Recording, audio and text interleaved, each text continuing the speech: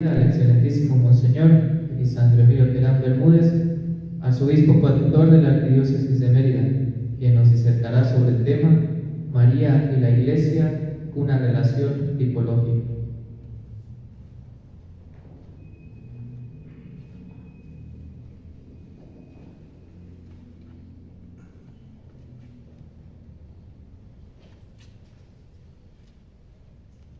Un saludo cordial y fraterno a mi hermano en el episcopado, Monseñor Nicolás Nava, obispo de Machique, que nos honra con su presencia.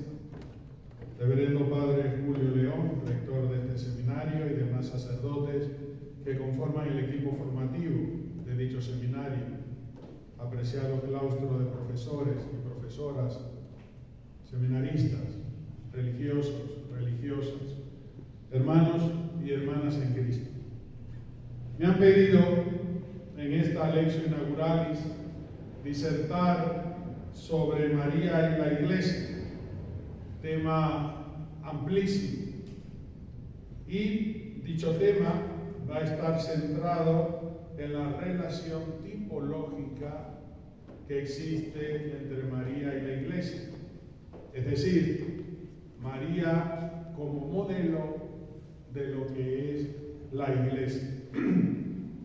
Ese será el horizonte de mi ponencia.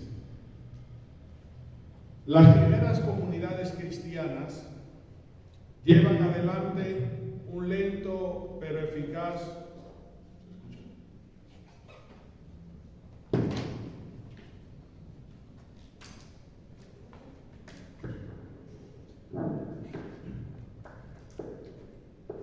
Las primeras comunidades cristianas llevan adelante un lento pero eficaz proceso de reflexión y consolidación de la doctrina cristológica, partiendo desde luego del querigma primitivo que tiene como punto focal la resurrección de Cristo Jesús. El encuentro del cristianismo con corrientes de pensamiento paganas, como el gnosticismo, o en muchos casos el enfrentamiento con el judaísmo intransigente, hace que la primitiva Iglesia despliegue toda una acción apologética, principalmente en defensa de la divinidad y de la humanidad de Jesús. En cuanto a Dios, Jesús es el Hijo del Padre.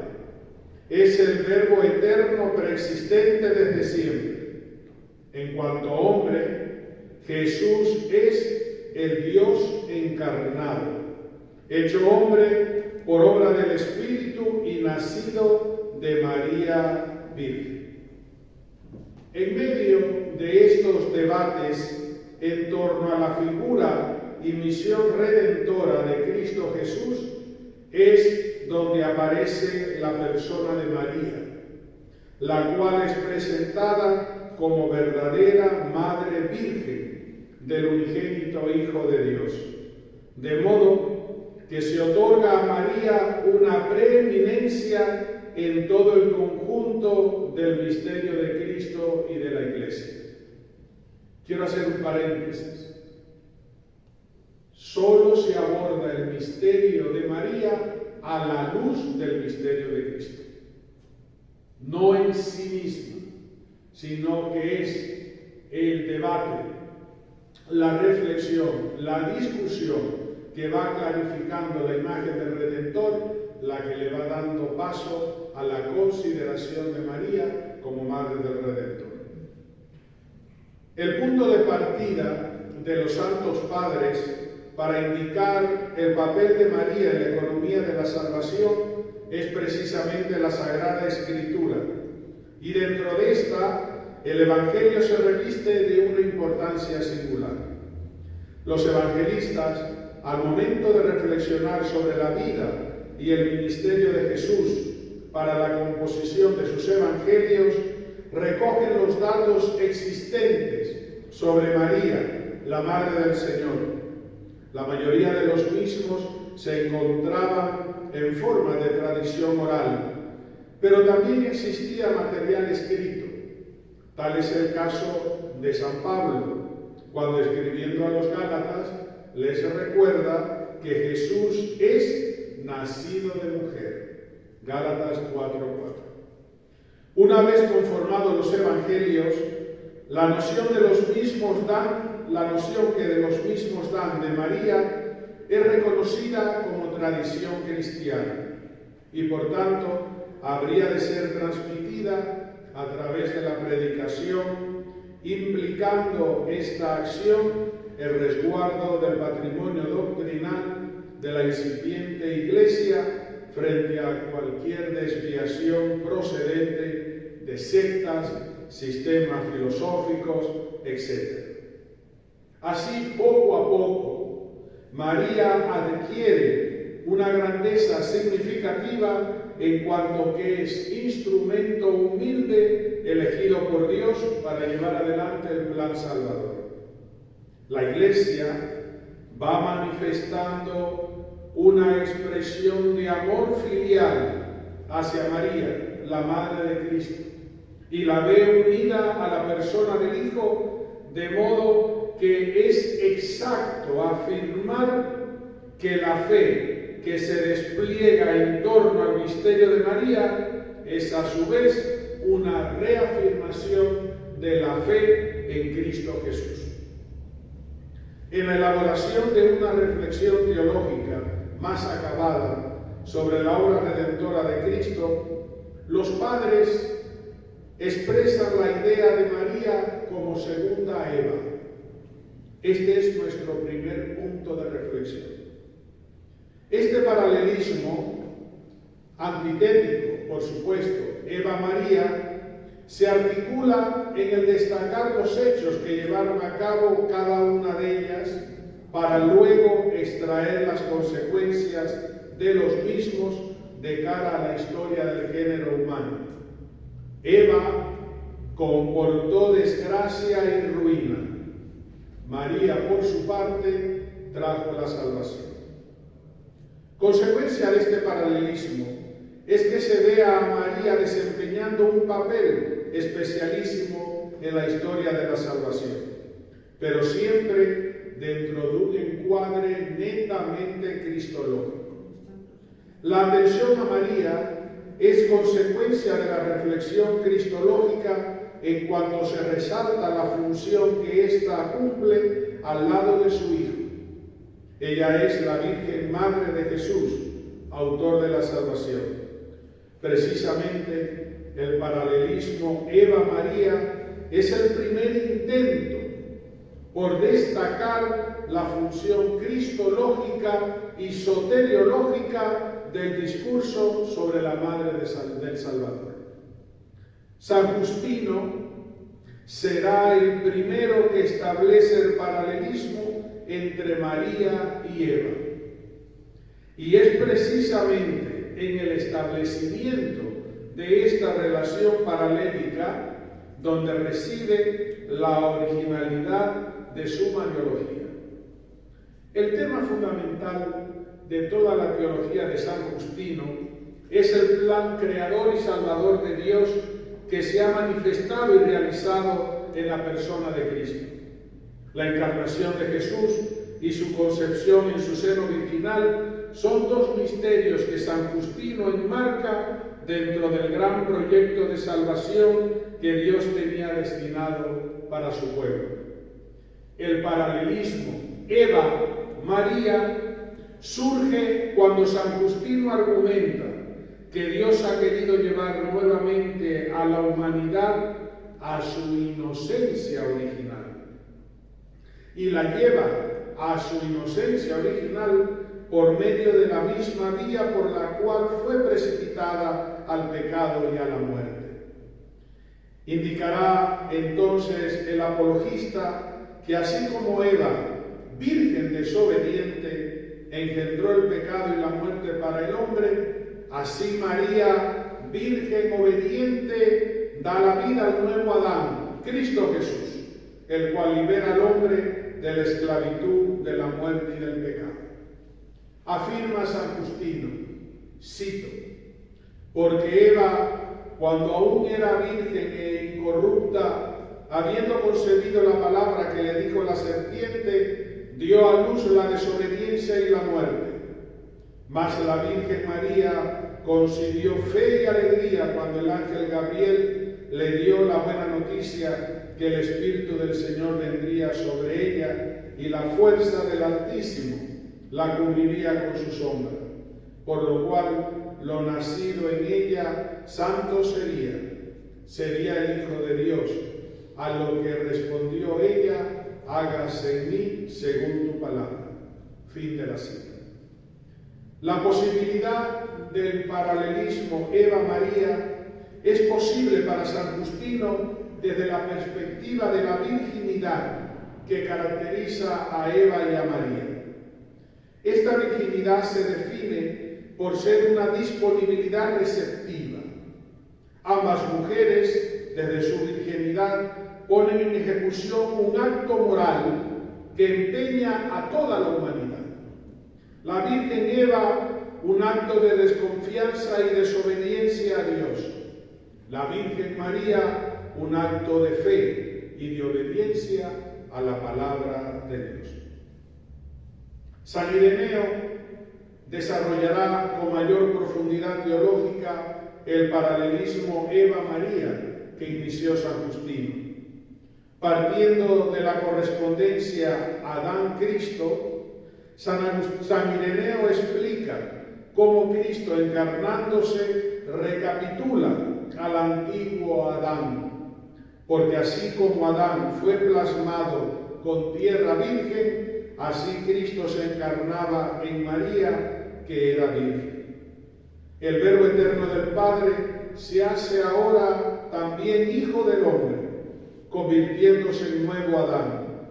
De esta manera Cristo, a través de su encarnación y de su nacimiento, devuelve a la creación su pureza originaria. A todo este dinamismo de la economía salvífica, San Ireneo lo llamará recapitulación, es decir, el logro del plan salvador de Dios dentro de la historia. La recapitulación es un proceso continuo que ha comenzado en la encarnación, abarca todo el misterio pascual de Cristo y se prolonga hasta el día de la parucía, cuando Cristo haya puesto a todos sus enemigos bajo sus pies y Él entregue el reino de Dios a su Padre, para que Dios sea todo en todos, como enseña San Pablo. En esta perspectiva de la recapitulación o de la economía de la salvación es donde San Ireneo da un puesto privilegiado a la figura de María. La Virgen está al servicio primeramente de la real y verdadera encarnación del Hijo de Dios. La Madre de Jesús, María, es la nueva Eva. Así como Adán fue recapitulado en Cristo, Eva es recapitulada en María, de modo que la obediencia de una virgen disolviese la desobediencia de la otra. Afirma San Ireneo, cito: fue disuelta la seducción por la cual había sido mal seducida la Virgen Eva, destinada a su marido, por la verdad en la cual fue bien evangelizada por el ángel, la Virgen María, ya desposada. Así como aquella fue seducida por la palabra del ángel para que huyese de Dios, prevaricando de su palabra, la desobediencia de una virgen fuese compensada por la obediencia de la otra virgen. Fin de la cita. De la tipología antitética entre Eva y María, representada, como hemos visto, por San Justino y San Ireneo, pasamos ahora al explícito paralelo entre Eva y la Iglesia. Primero se comenzó Eva-María. Ahora los padres dan un paso siguiente en la reflexión y establecen el paralelismo entre Eva y la Iglesia. María no es la única que los padres denominan Eva o nueva Eva. Encontramos autores que hacen alusión a la Iglesia en su rol total de otra Eva.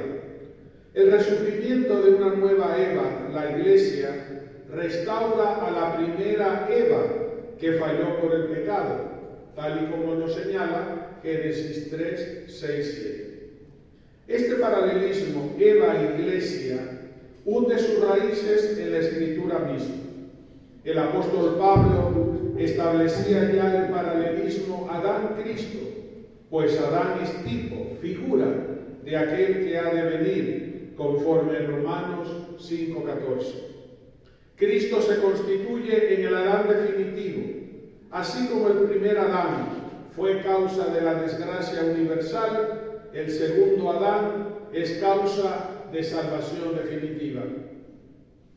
Por otra parte, el autor del Génesis, en la descripción que hace del paraíso, nos recuerda que Adán no estaba solo. Tuvo a Eva como compañera y esposa, la cual fue creada por Dios a partir de Adán, específicamente de su costado. San Pablo establece una relación directa entre Adán, Eva y Cristo, Iglesia. El nuevo Adán, que es Cristo, tiene también una mujer. El nuevo Adán, que es Cristo, tiene una esposa, a quien ama, y esta es la Iglesia, la nueva Eva, tal y como lo afirma el mismo apóstol en Efesios 5, 23-25. Los santos padres asumirán este argumento paulino y construirán la relación tipológica Eva-Iglesia. Para los padres, la relación esponsal entre Cristo y la Iglesia es una recapitulación de la relación Adán y Eva. Ellos argumentan que es precisamente en la cruz donde Cristo da vida a su Iglesia. Si Eva fue formada del costado de Adán, la nueva Eva nace del costado de Cristo. Miren qué hermosura este planteamiento.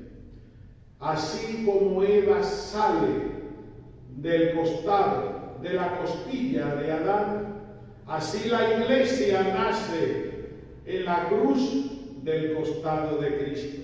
Hermosa la alegoría, la tipología que establecen los padres.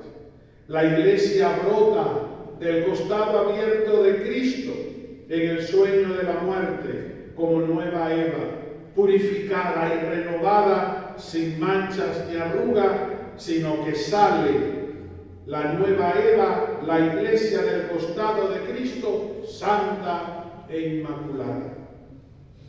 Detrás de este paralelismo patrístico entre Eva y la Iglesia, subyace una manera de concebir la relación, por supuesto. Cristo es el restaurador de la creación que fue deformada por la acción del pecado en la persona de Adán y Eva. Los padres restauran el viejo Adán pecador en Cristo y de forma paralela restauran a la antigua Eva en la Iglesia. Permítame señalar un texto precioso de San Metodio de Olimpo, que ilustra hermosamente el planteamiento que estoy haciendo. Cito: el apóstol Pablo ha referido directamente a Cristo todo lo que resguardaba a Adán. Se puede convenir en afirmar que la Iglesia ha nacido propio de sus huesos y de su carne. Por ella el Verbo ha dejado al Padre que está en los cielos y ha bajado para unirse con su esposa. Se durmió en el sueño de la pasión Cristo, muriendo voluntariamente por su amor, para comparecer frente a la Iglesia gloriosa e irreprensible, lavada en el baño purificador, pronta a recibir la simiente espiritual que Él mismo esparce como un eco y lo inserta en la profundidad del ánimo, simiente que la Iglesia, como una esposa, lo acoge y le da forma para dar a luz la virtud nutrida. Fin de la cita. Y San Clemente de Alejandría agrega lo siguiente a las palabras de San Metodio, cito: además, ellos, los herejes, no conocen la razón por la que el Señor no se casó. Ante todo, Él tenía su propia esposa, la Iglesia, pero además no era ciertamente un hombre común que tuviera necesidad de una ayuda según la carne. Tampoco le era necesario procrear hijos, porque vive eternamente y Él es el Hijo único de Dios. Él mismo, el Señor, dice: lo que ha unido no lo separe el hombre. Por tanto, nunca la Iglesia separará de su esposo. Fin de la cita. Hermosos textos los de ambos santos. Hemos visto hasta ahora cómo el paralelismo Eva-María fue punto de partida para introducir a María dentro de la reflexión teológica en torno a la economía de la salvación. La Iglesia, por su parte, como esposa de Cristo, aparece como ámbito en donde esta economía salvífica encuentra su cristalización. La reflexión patrística hace ahora una síntesis de estos dos paralelismos. María se convierte en figura original de la Iglesia, es decir, los padres reconocen ahora en María lo que es la Iglesia. La recapitulación de Eva por María no se plasma solo en el aspecto virginal, sino que se amplía al ver en María la Madre de los vivientes. Y este es nuestro tercer y último punto de reflexión. El primer paralelismo, Eva-María. El segundo paralelismo, Eva-la Iglesia. Y como síntesis y resumen de los dos anteriores, aparece ahora la tipología María y la Iglesia. Miren qué hermoso camino de reflexión, de siglos. El misterio de María y el de la Iglesia ahora se entrecruzan y se complementan, en tanto que el paralelismo María-Iglesia se centra en la relación esencial de María y de la Iglesia respecto a Jesucristo. Este paso de María a la Iglesia llevará prácticamente a la identificación, en cierto modo, de ambos misterios, en tanto que lo que es predicable a María lo es también a la Iglesia y viceversa. Esta relación de unidad entre María y la Iglesia es posible, según los padres, desde la maternidad y la virginidad, que es lo mismo que decir la fidelidad y la instrumentalidad respecto a la acción salvífica que definen a María y a la Iglesia. María representa a la Iglesia desde el aspecto de la maternidad virginal, la santidad y la plenitud de gracia. Tanto María como la Iglesia son santas, llenas de gracia y madres vírgenes. Quiero detenerme en tres autores significativos.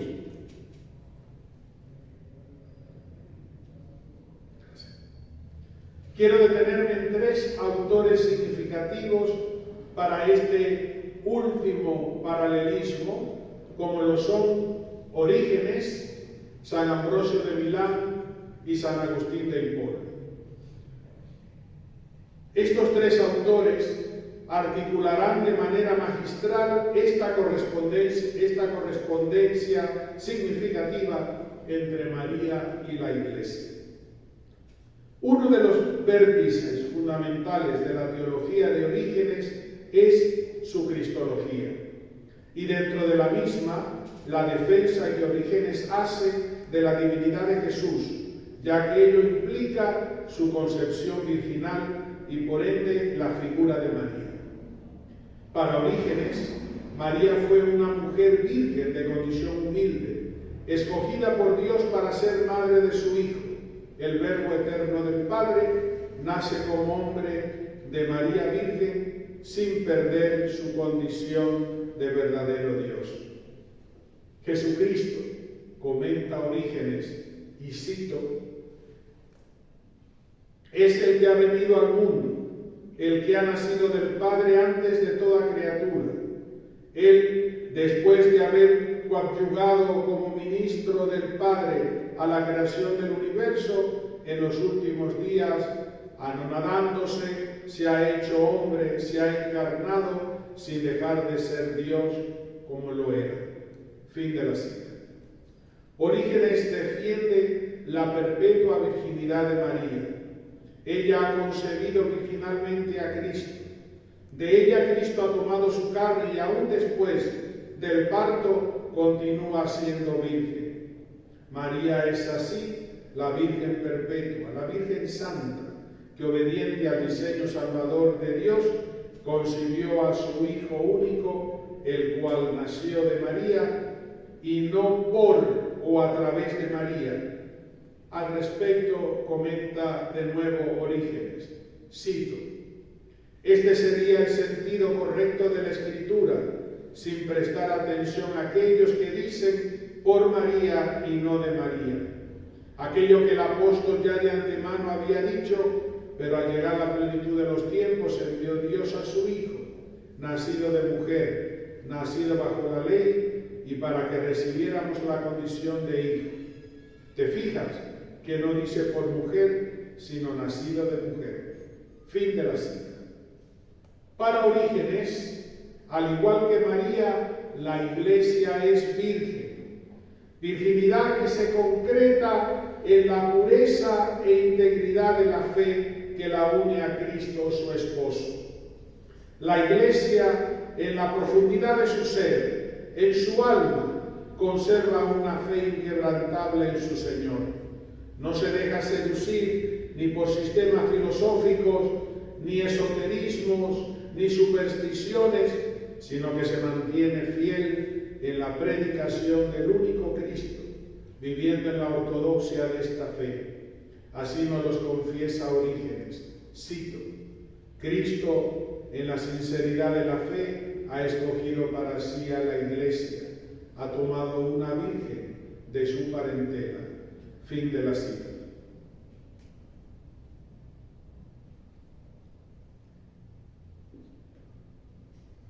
San Ambrosio de Milán, por su parte, es considerado una figura de primer orden en el desarrollo y sistematización de la Mariología en Occidente.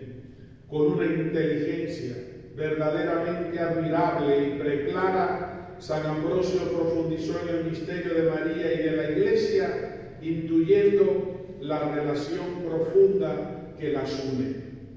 Cabe indicar que San Ambrosio no parte de cero en estas reflexiones.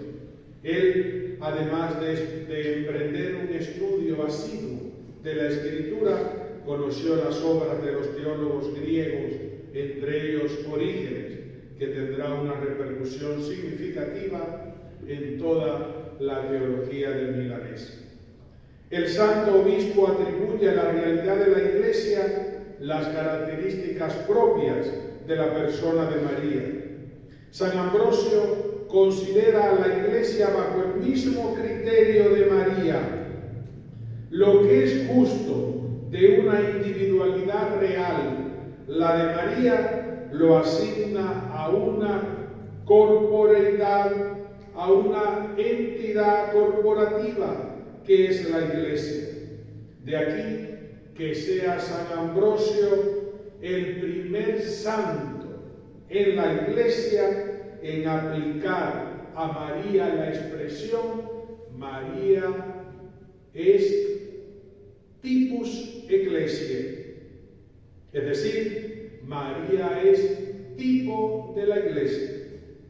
El santo deja ver en María el tipo, prefiguración e imagen de la Iglesia. El texto fundamental donde San Ambrosio expone su tipología mariológica es el siguiente. Cito: hemos conocido la serie de los hechos, hemos conocido el consejo, conozcamos también el misterio. Con razón se dice que estaba desposada y que era virgen, pues era figura, tipo de la Iglesia, que es inmaculada pero desposada. No concibió la Virgen espiritualmente y nos ha dado a luz la Virgen sin gemido. Tal vez también Santa María ha sido desposada con uno y fecundada por otro, porque las iglesias particulares, fecundadas por el Espíritu y la gracia, están unidas visiblemente a un pontífice mortal. Fin de la cita. En el texto, San Ambrosio se preocupa por demostrar la concepción virginal de María. Esta concibe a Cristo sin relación carnal, solo por obra del Espíritu. Sin embargo, entran en relación varios elementos. Veamos rápidamente. María es virgen desposada porque es tipo o figura a copiar por la Iglesia. La virginidad fecunda de María es tipo de la Iglesia, en cuanto que la Iglesia debía ser inmaculada, virgen y madre, como lo fue primero María.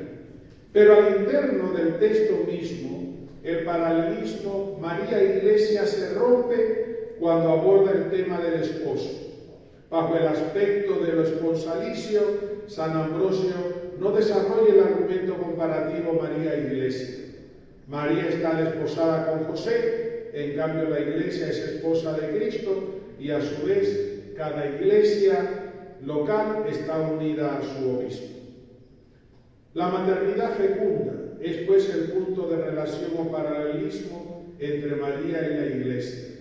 Ambas son vírgenes y ambas son madres fecundas por la acción del Espíritu. Así como María concibió corporalmente a Cristo, cabeza del cuerpo místico, la Iglesia concibe espiritualmente a los miembros de Cristo por medio del Espíritu y de la palabra. Al respecto, comenta el santo obispo, cito: David, así ha sido llamado Cristo, revestido con el nombre de su antepasado, como está escrito: he encontrado a David mi siervo. A él se ha unido la Iglesia y, fecundada por el germen de la palabra y del Espíritu de Dios, ha dado a luz al cuerpo de Cristo, es decir, el pueblo cristiano. Esta es, pues, la mujer que está atada por la ley al marido mientras vive éste, y por lo mismo su marido ha muerto para que no fuese adúltera si estuviese con otro hombre. He aquí el misterio en la figura: pecado en cuanto a la historia, falta por el hombre, misterio por el verbo. Fin de la cita. Nos queda por último, y ya terminamos, nos queda por último y no menos importante, San Agustín de Hipona.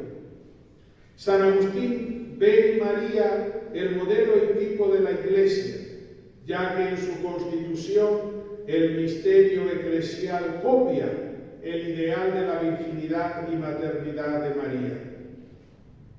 Cito a San Agustín: estas palabras afirma nuestro obispo, que hemos recordado del Cantar de los Cantares, epitalamio del esposo y de la esposa, nos hablan de unas bodas espirituales que demandan de nosotros una gran pureza, porque a la Iglesia le concedió Cristo ser espiritualmente lo que su madre corporalmente, madre y virgen. Fin de la cita.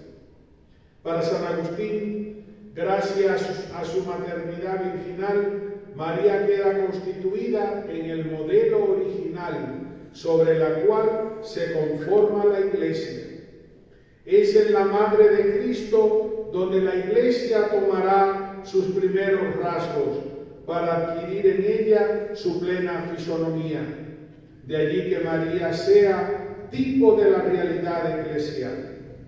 Afirma de nuevo el santo obispo, cito: la Virgen María se adelantó como tipo de la Iglesia.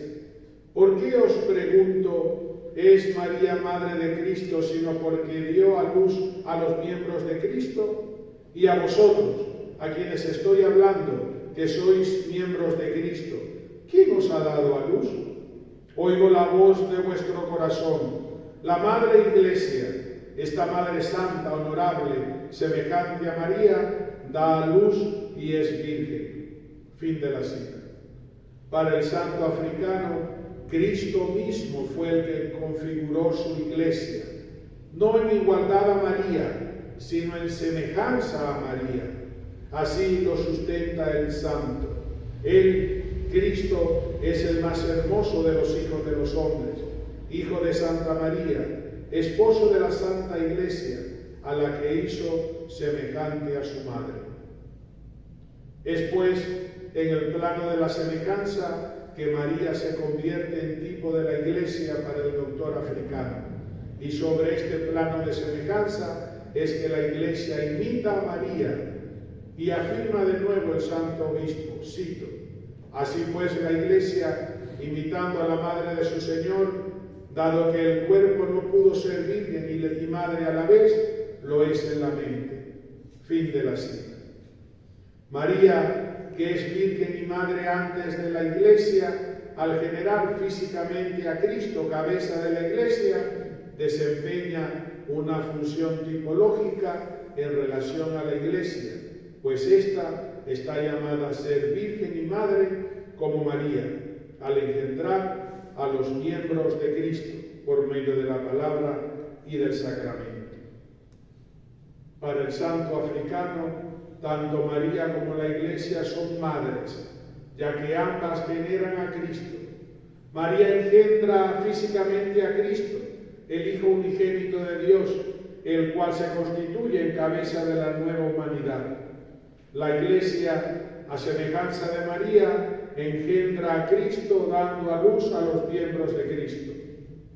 Ella, la Iglesia, afirma Agustín, os concibió de Cristo, os dio a luz en la sangre de los mártires, os parió a la luz sempiterna, os nutrió y nutre con la leche de la fe, os prepara alimentos sólidos y se horroriza al ver que aún queréis ser niños y lanzar vagidos sin dientes. Fin de la cita. Todo esto que venimos exponiendo desde San Justino hasta San Agustín, toda esta herencia patrística es recogida por el Concilio Vaticano II en su constitución dogmática Lumen Gentium. En el capítulo 8, número 63 de dicho documento se afirma lo siguiente, cito: la Virgen Santísima, por el don y la prerrogativa de la maternidad divina que la une con el Hijo Redentor, y por sus gracias y dones singulares, está también íntimamente unida con la Iglesia. Como ya enseñó San Ambrosio, la Madre de Dios es tipo de la Iglesia en orden de la fe, de la caridad y de la unión perfecta con Cristo. Fin de la cita. María es el tipo de la Iglesia, pues es a María a quien ella ha de someterse, ya que María es modelo de todas las virtudes. La ejemplaridad, pues, de María le viene del hecho de estar íntimamente e indisolublemente inserta en la obra redentora de su Hijo. La fe, la esperanza y la caridad, que son las sustancias de la vida teologal de un cristiano, nos asemejan en virtud de esa relación permanente de madre e hijo, a quien de manera típicamente excelente hizo de estas virtudes la médula de su piedad, y quien sinceramente deseando vivir estas virtudes mire a María, y quien de nosotros hoy la invoque como madre, escuchará de ella la recomendación de las bodas de Caná: hagan lo que Él les diga. Que María, Virgen y Madre Inmaculada, tipo y modelo de la Iglesia, nos ayude a asemejarnos cada día más a su Hijo Jesús. Feliz inicio de año académico para todos y muchas gracias por su atención.